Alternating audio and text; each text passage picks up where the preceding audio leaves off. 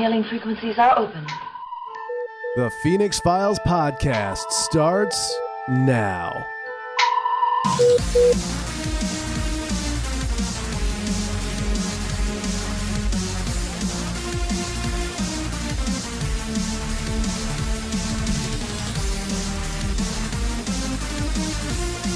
Hey there, welcome in guys to another episode of the Phoenix Files podcast. I am Trent, joined once again, of course, by Jal and Moltrazahn. Say hello, guys. Hello, everyone. Hello, everyone.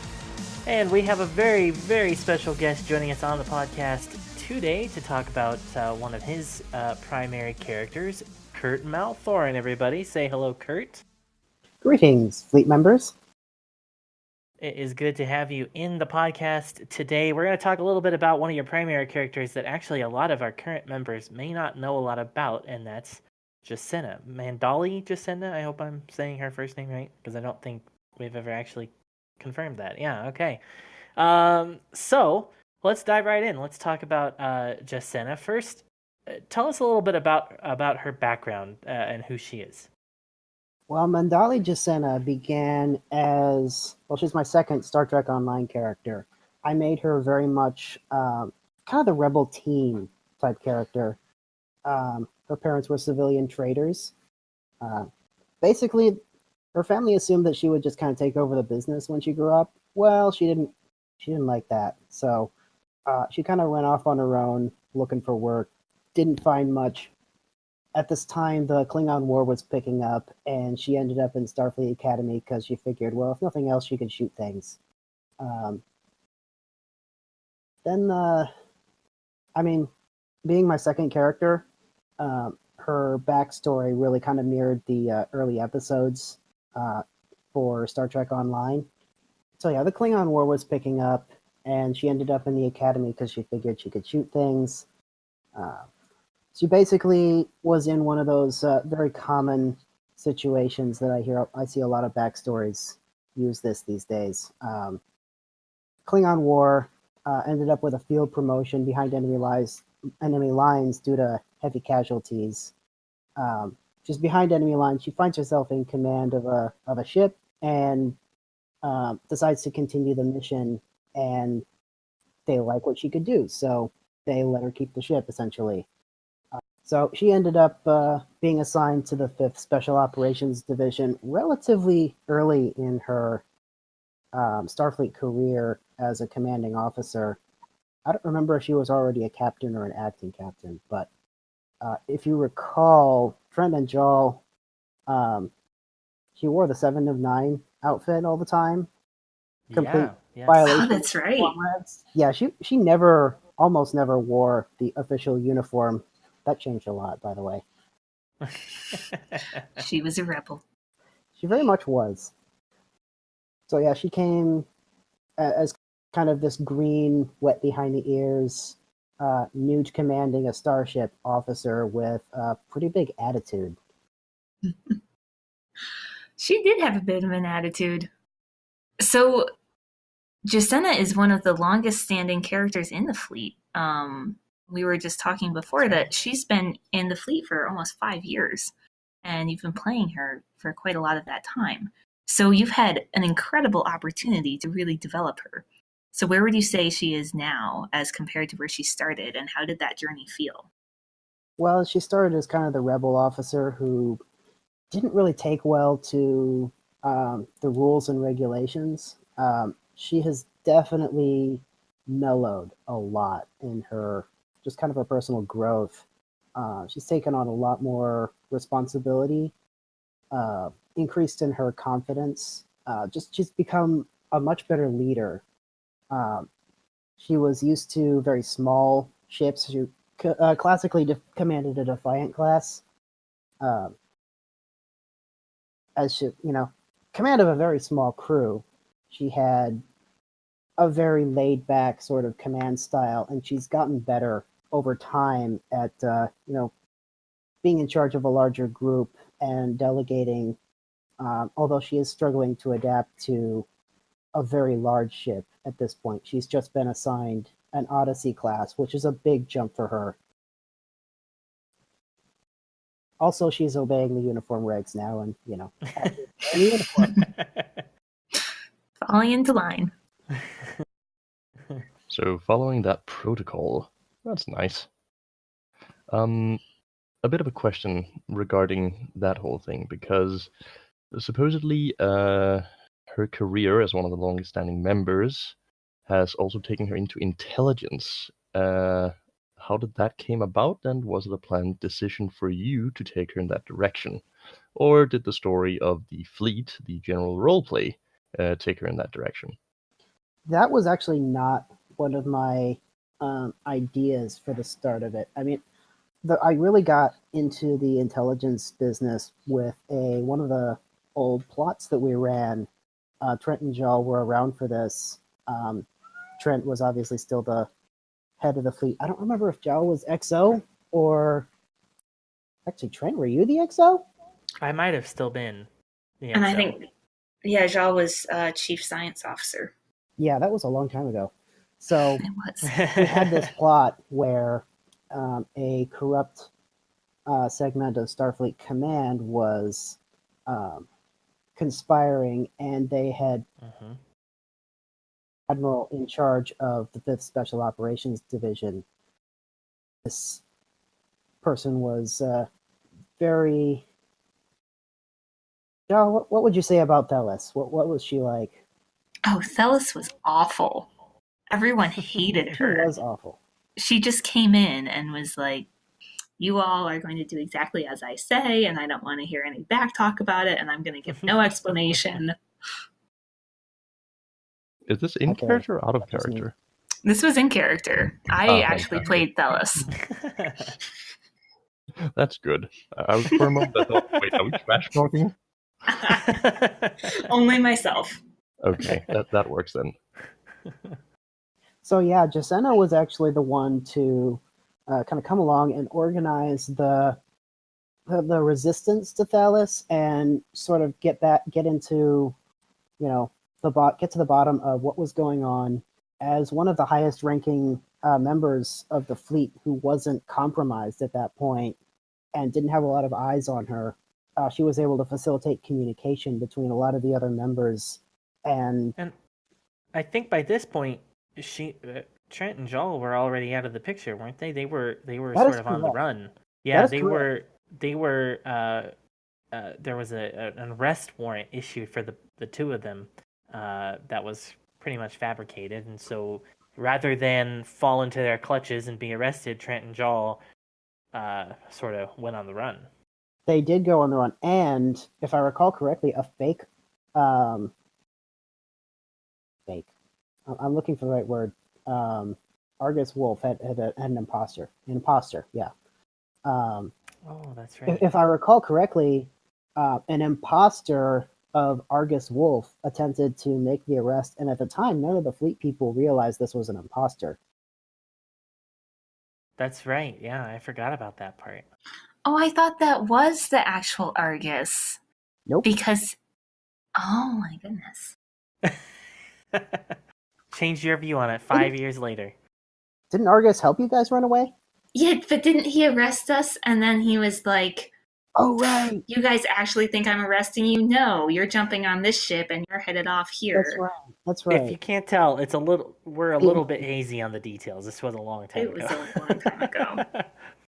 That's right. After the real Argus helped you guys get away, the imposter Argus stepped in and helped Thelis. That's right. But yeah, it meant that Jacenna was sort of left almost on her own. She was kind of on her own, and she really pulled the fleet together, and they eventually usurped Thelis and uncovered this whole conspiracy. And at that point, I just sort of realized Starfleet Intelligence probably has their eye on Jacenna at this point. So aside from one relatively large infraction, I'm not sure how public it was, Trent and Jal might be the only two who ever knew about it. She's had a stellar record for just upstanding morals, and Starfleet Intelligence figured this is an officer that we can stick in, murky water morally questionable situations and know that she's going to keep herself together and, do the right thing. So you mentioned Argus a little bit. I want to touch on this because after a while, Jacenna and Argus developed an in-character relationship that became very serious. Tell me a little bit about what that was like to and how that sort of came about for those two characters. Jacenna had kind of approached Argus at some point when he was in a bind, and just sort of was there for him. And at that point, Argus started taking an interest in Jacenna, and I didn't know about this at the time. And this relationship really evolved naturally, and I just let it. It was great role play. Argus took a lot of initiative, and at the time that it came up, it was all in character. I didn't actually know Argus the player all that well, but I decided to go along with it, and I was absolutely thrilled because as the characters, they really supported each other through some really hard times that the fleet went through, and honestly, Argus became one of my best friends because I was working so closely with him on this.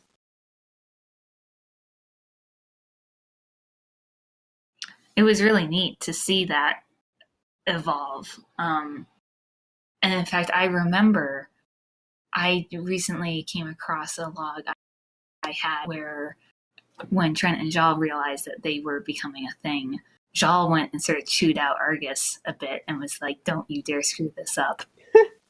That sounds awfully similar to a situation happening right now Cough. involving Jaw and some other people. Cough, There's cough. definitely not Wink, a wink. pattern here. Definitely not. I had forgotten about that. If I even That all ended happily, though. it did. Well, that for our listeners, maybe that's some encouraging news for Natty and Kias then. There might be a happy ever after. Looks at Jal. Squints Now, up. well, watch out for that happily ever after, because Jacenna is still here. Currently, Argus has actually left Starfleet. This was actually one of their kind of points of contention because they were both worried about the other going into danger all the time, and they really had to come to terms with the fact that they're both Starfleet captains. They're both putting themselves in harm's way relatively often. That was actually very hard for them to get through. Yeah, they both had pretty intense careers. Yes, they did. So we have at various times referred to you as our resident alcoholic. But you have had quite a lot of characters over the course of your time in the fleet. But Jacenna has, first of all, stuck with you a very long time. And also, you could say, sort of falls into the most standard Starfleet mold. So did you find it difficult at all to make her interesting in that context? And how was your creative process with that? Well, first of all, I'd like to pose the question, what is a normal Starfleet officer? Good question. Everyone plays it differently. And I think when you're looking to create the most normal Starfleet officer, if that's a thing, then everyone has a slightly different take on it. And I think that's very real, too. Everyone's idea of an upstanding officer is going to be slightly different.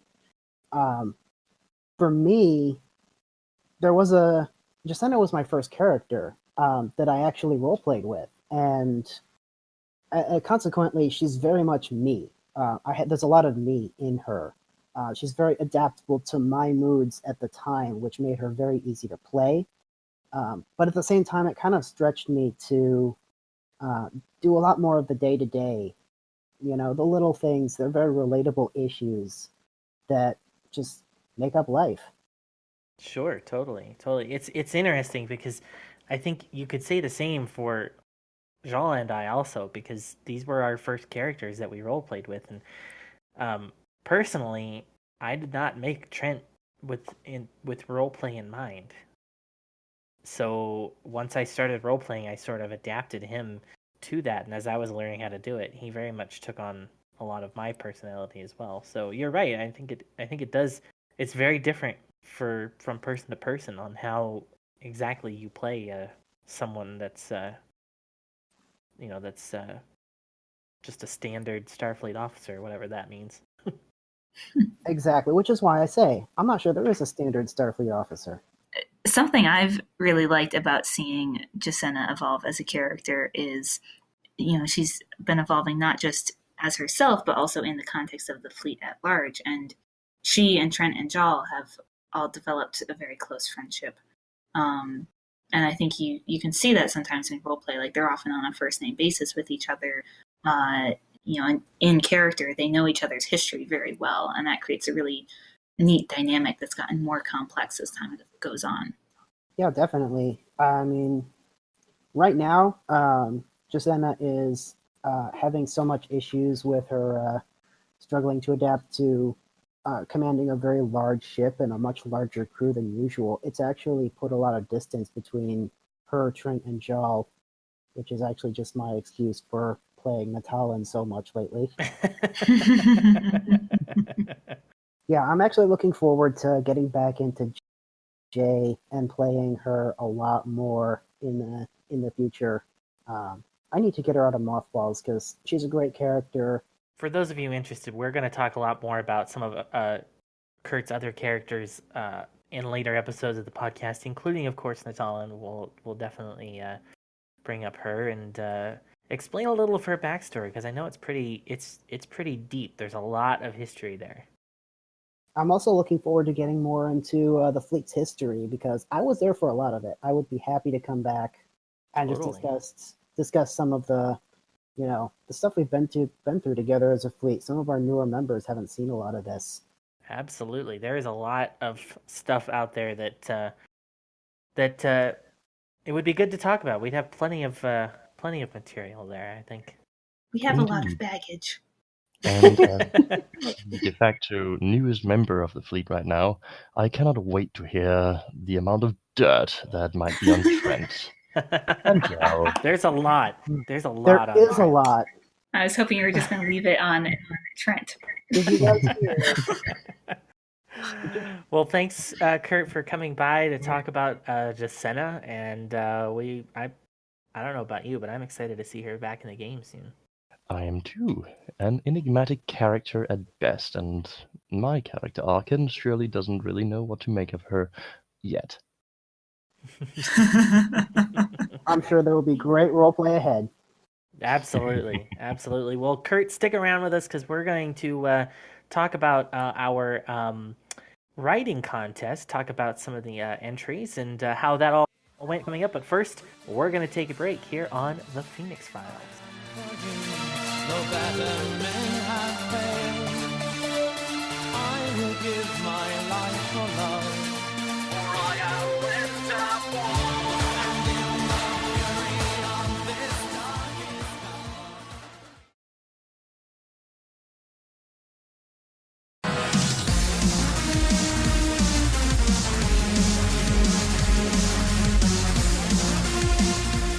And welcome back, everyone, to the Phoenix Files. Trent here with Jal, Moltrazahn, and Kyrtmalthorn.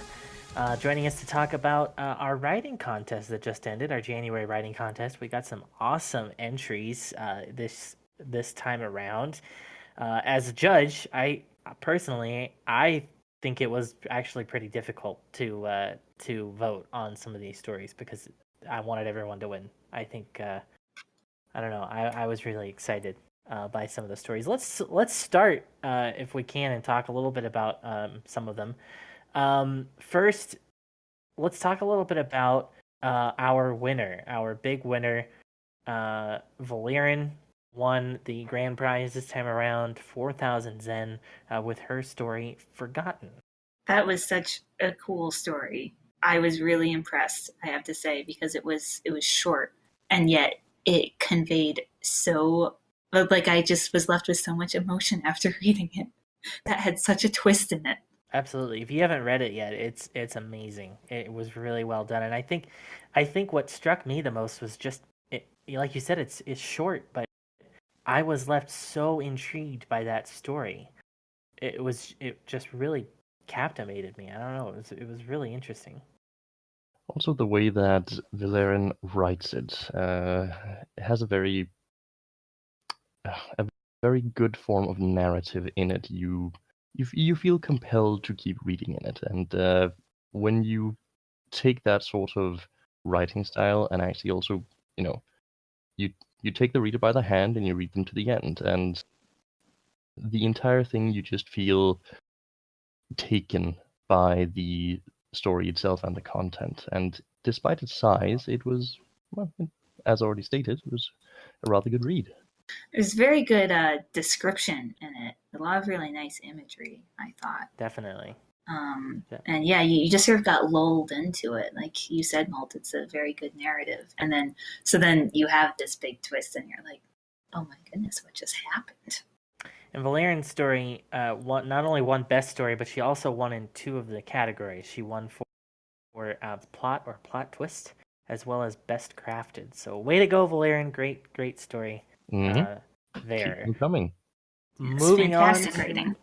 Absolutely. Moving on to our winner in the dramatic scene category, one of our co-hosts here, Moltrazahn, winning for his story Just Another Tuesday. So, Molt, tell us a little bit about this story and what went into it for you. Well, one thing was, I did not actually know that I won anything before yesterday because I logged in and opened my mailbox, and suddenly it was, "Congratulations, you won!" I was like, "Wait, what?" Because last time I checked on the summary of scores, nobody had voted anything on mine, so I thought, oh well, it's just for fun. But as for the story itself, I mentioned in an earlier podcast that I was intrigued by the whole aspect of the mirror universe making an appearance within our roleplay and the story of the fleet. And I mentioned that the mirror universe version of Jal did not know the mirror universe version of Arkan. So I figured, okay, so I wonder what kind of character he is. So I made a short story that described the mirror universe of Arkan and what kind of character he is. And, well, here we are. He was so nonchalant in that story. Unlike the one that I play.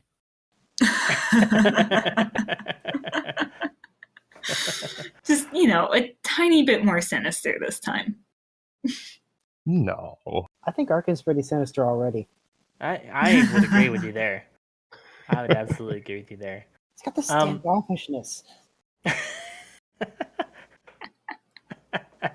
The way he just stares at you. With those eyes. Oh. See, glare. why do you think Jal is watching every movement? He has to report everything he does to her. She watches him because he watches her? Oh, foreshadowing. Trent needs the one who needs to be watching him then. Man, I say. I don't have... Trent does not have very much control over this fleet. Who are we kidding? Wait, you're saying Zhao runs everything? Pretty much. Wait, this is a surprise to anyone? Socially oblivious here. Yeah, isn't there a saying like, behind every powerful man there is a powerful woman or something? In Jal's case, and in accordance with the latest roleplay, behind any powerful man there is a powerful woman with an agenda. Also, Jal, are you there? Yeah, I got disconnected. Now I'm back. Sorry. Okay. I wondered Was why I we were hearing talking... something about myself? No, you weren't hearing nothing. Oh dear. Anyway, so back to the story though here, Arkan. I really liked your use of visuals in this story because I thought it was both the visuals that you used and the way you described visuals. I thought was really good. Well, I'm glad that it's the atmosphere caught on. I'm not the best at writing, but I try to supplement it with anything from music to listen to while you're there to get into the mood, and some images that I harvest from the internet and abuse to my own ends. made a very nice multimedia experience for us. Thank you. I try. Next, I'm just moving up the list. This one didn't win any prizes, but I feel like it should have, but we didn't really have the best prize for it to win. But Gherkin's poem about himself. Of Cook, course. Gherkin, cook. Gherkin, yeah, I can't even say it. Stab, Gherkin, stab. Gherkin is happy. I don't know. There's just something about Gherkin with parsley that just is hilarious to me. Well, have you seen his wall? He updated his relationship status with parsley to "It's complicated." Oh my goodness. One of our other winners. This story won in our other category, in the best character category, and this was an untitled story by Tiller, which I thought was really interesting because it takes place in during World War II, 1939. The main character is enlisted into the military despite his wishes.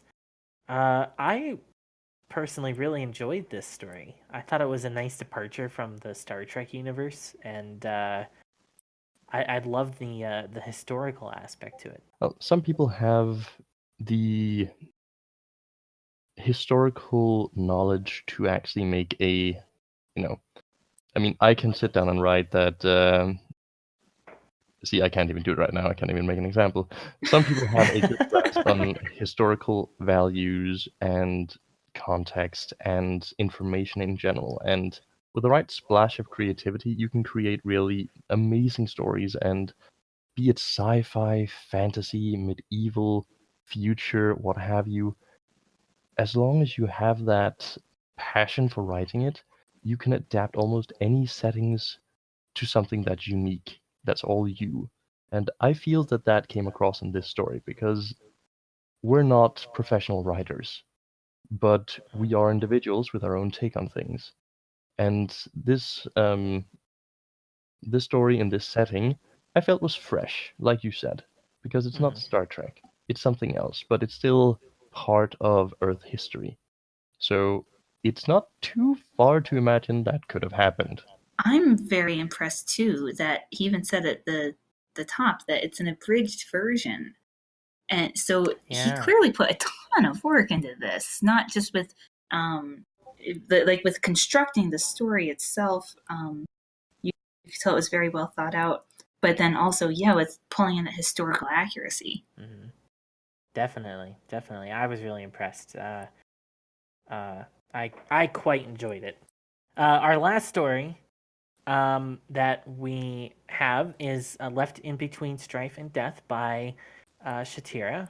And of course, no story competition would be complete without a story about zombies. I personally enjoyed this story simply because I enjoy that genre quite a lot. Yes, you did. But I don't know. I really liked this story. I thought it was really well written. It was very captivating, and I like that you don't know a lot about the main character of the story at first because she's sort of has amnesia for a bit. She doesn't really remember where she is or what's going on, and so you learn a lot of this stuff with her, which I thought was really interesting. Indeed, and a thing that I myself like with this story is that there's lots of dialogue, but I do not feel that you get lost between who's saying what. Mm-hmm. Because they do speak a lot to each other in here, and he still manages to shape the content of the story, the surroundings, the environment, while still keeping up a good amount of dialogue, because people will talk to each other. And you don't get lost in who's saying what. Yeah, he did a very nice job here of explaining by showing, because you do get thrown in with the character, and neither you nor the character really knows what's going on, but you learn as you go, and that was a really neat natural progression. Well, I just want to say again to everybody that entered, great job, guys. We'll have another contest coming up at a later date. Don't know when yet, but we'll definitely bring these back. And great job, guys. Thanks for entering. Yes, keep writing. We have great writers in this fleet. Stay fantastic and keep writing, because it is amazing to read your creativity and your input. Well, with that, we are almost out of time, but we still have time for Canon Rapid Fire. I know you guys are Ooh. very excited. Bring it. Wow, that was not quite the reaction I was hoping for, but okay, so Canon Rapid Fire, here we go. Weapons Kurt, charge. you are you are our guest, so you will get to go first. Oh joy. Yes. So, all right, so you're going to have 30 seconds to tell us about Lieutenant Kelly. Lieutenant Kelly? Lieutenant Kelly, yes. Lieutenant Kelly. I think she was on Deep Space Nine, wasn't she? One of the engineers that worked with Chief O'Brien. I think. I'll buy that. Okay. I'm calling the bluff. Calling the bluff. Jal, you are correct. Wow. Lieutenant Kelly was a science officer who served aboard Enterprise E. But another piece of information, just a little side note, he was a one-off character who was played by none other than Bryan Singer, big Star Trek executive and writer. Yeah, it was a cameo for him. Yes. All right, so Jean, you are up next. I'm gonna make you do this someday. And you are going to tell us, I'm going to give you a little bit of information here. This is the Voyager episode titled Flesh and Blood. 30 seconds. That is the one where... Flesh and Blood. That's the one where Neelix gets his lungs stolen, isn't it? With the people with the phage virus, where it's eating them away, so they've got to replace their bodies with parts of other people's bodies. Okay, is she telling the truth? I do remember that episode. I don't remember that was the name of it, but again, I'm gonna be the belligerent fool and say I trust you, Jal. I don't think so, because I just watched that recently. I don't recall that title. Oh, damn it. You're so kind Kurt, to me, you Molt. are right. Yes! This was episode 9. I believe it was a two-part episode, episode 9 and 10 of Voyager, and it was in season 7. It was where the Hirogen actually get holographic technology from Janeway to use instead of hunting actual beings, but it goes wrong. And a lot of the Hirogen end up dying on this ship. And of course, Janeway feels very, very responsible. Okay, so... Oh, yes. Hit me. All right, here we go. Molt, you have 30 seconds to tell us all about Nova Squadron. Nova Squadron. Ugh. For some reason, I'm thinking that it's related to Starfleet, because it does not have any of those words that the person likes to do. Can you spell that for us? Yeah, it's and then you have to add a and then so I don't think it's one of those. I think that is something to do with Starfleet, but that is a very wide thing to say, because lots of things have something with Starfleet, because we follow Starfleet. So I'm gonna go that it's a Starfleet special operations squadron of some sort, but that's about the extent of what I can imagine right now. I'll back him on that. All right, well, it was it's an elite flight team at Starfleet Academy. Oh! I'll let you guys interpret if he was right or not. That's up to you guys. I'm not playing judge on that one. I'll give him a point. I'll give him He believed me, so. points. Yay. All right. Kurt, you're the guest, so you get our last one. All right. And this is 30 seconds to tell us about transverse bulkheads. What are transverse bulkheads? Aren't they the things that generate at the end of Voyager when they had the what did they call that armor that they deployed? I think weren't those transverse bulkheads part of what actually generated that ablative armor? That's what it was called. I don't know, were they? I remember that episode. I remember future Janeway came and they suddenly had like transformer shields all over them. So You are on it with the sound effects today, Molt. Thank you. You should hear me do Gollum. But no, I am willing to believe that as well. That seems pretty reasonable. It is actually wrong. Transverse bulkheads Trickster. were developed by Tom Paris to deal with the attacking Krenim. Every time they had to try and sort of protect the ship because it was continually getting destroyed, beat up by the Krenim. And so they created transverse bulkheads similar to the kind of bulkheads that were on the Titanic. Well, It that didn't of work course- out well the first time. No, it didn't. And it didn't really work out for them in this episode either, as I recall. But hey, you know. I have learned I should not be a lawyer. But I can convince you too, so there's that. Well, thank you guys so much for listening to the podcast today. Kurt, thanks for being a part, and we hope to see you back again soon to talk about one of your other characters. Absolutely looking forward to it. All right, well, thanks guys so much for listening to this episode of the Phoenix Files for To Beam Up.